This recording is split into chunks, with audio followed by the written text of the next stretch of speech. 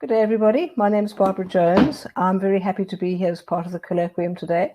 My topic will be micro-credentials in higher education.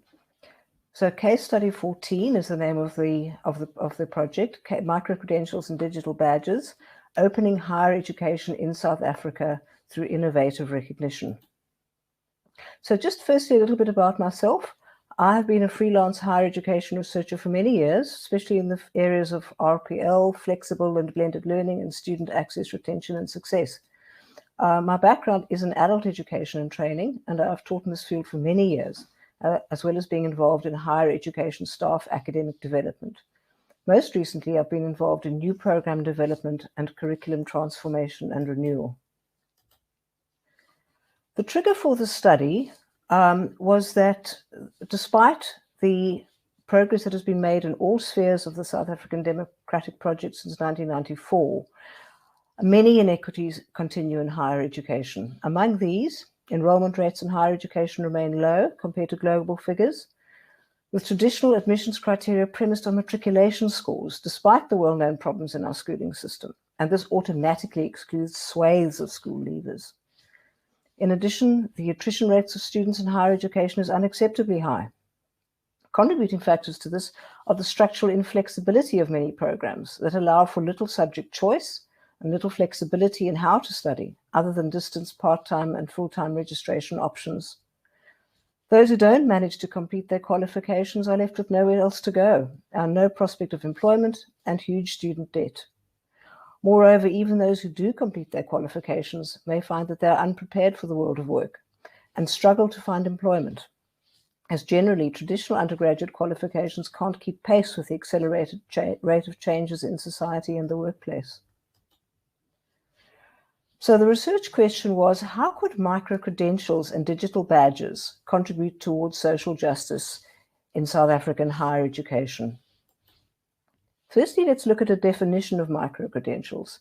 So a definition of micro-credentials that was accepted in this study was that they are a digital form of assessed learning that is additional, alternate, complementary to, or a component of a formal qualification. So one way of reducing inequities in higher education is through the awarding of credits through micro-credentials for the partial or full completion of courses that count towards a formally accredited qualification. Some characteristics of micro-credentials are that they are smaller than a full qualification, are online offerings that have a work-related or professional value, and that are verified by a recognized reputable issuing authority such as an educational institution or industry body. Digital badges now are a subset of micro-credentials. They are a visual electronic record of a discrete set of skills, abilities, and knowledge achieved inside or outside the classroom.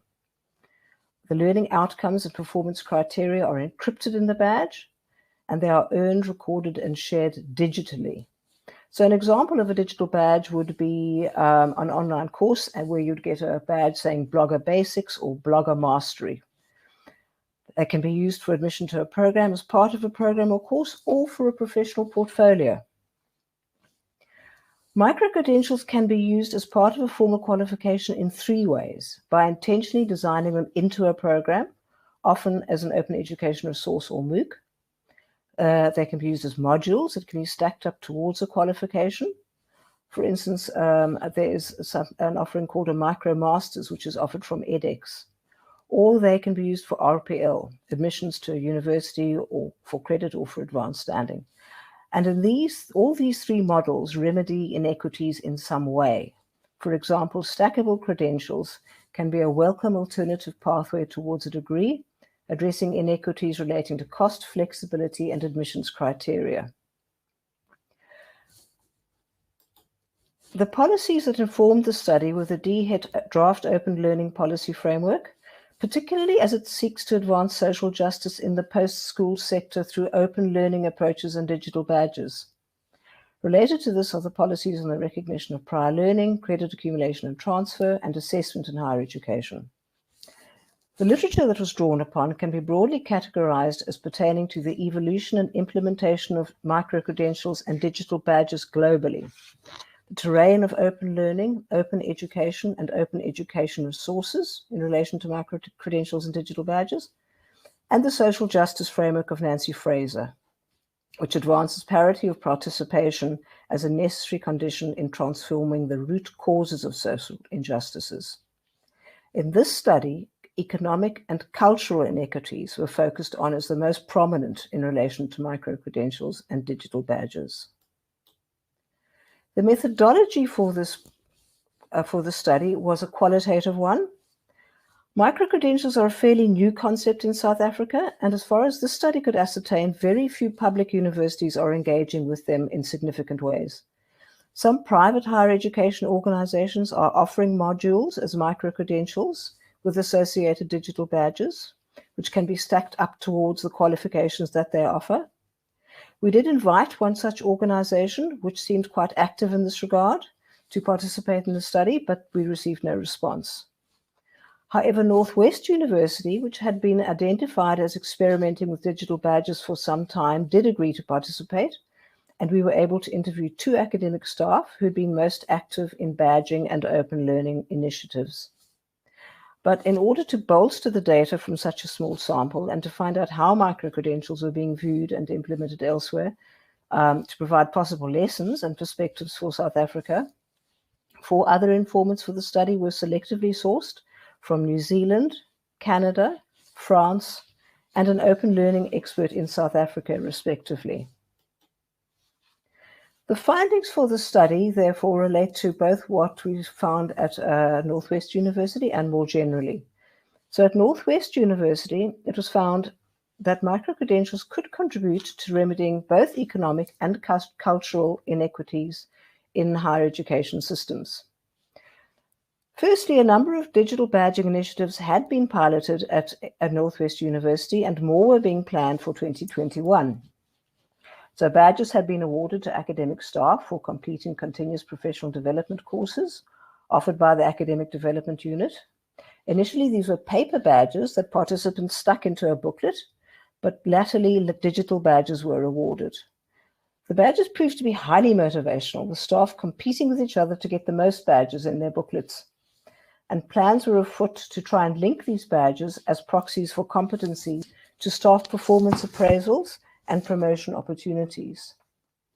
In addition, some lecturers were awarding badges in their teaching, such as in a law course, where students were awarded badges that stated judge, magistrate, or clerk, depending on how well they'd completed the activity. And this really motivated students to master the material so that they could get a judge badge. For 2021, the intention was to award digital badges to student supplemental instructors, tutors, and mentors, because they have to undergo quite rigorous training, and also for recognition of the important role that they play.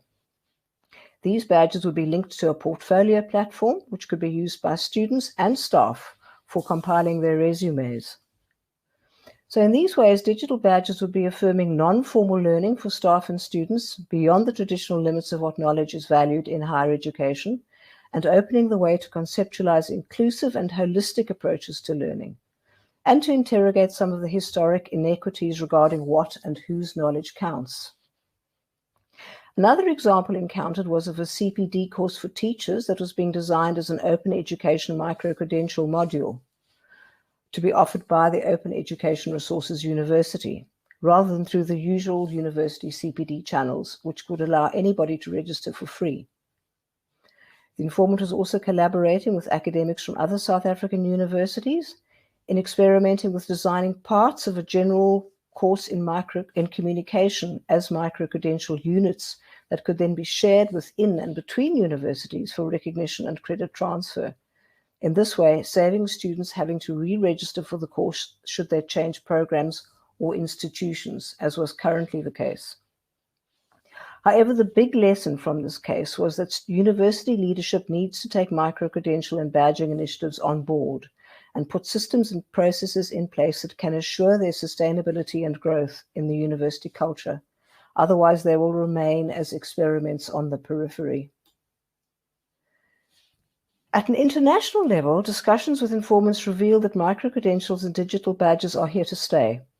In Europe, Micro-credentials are seen as a way of upskilling or reskilling professionals, of making higher education more inclusive through supporting lifelong learning, and of increasing flexibility and permeability between education sectors and pathways.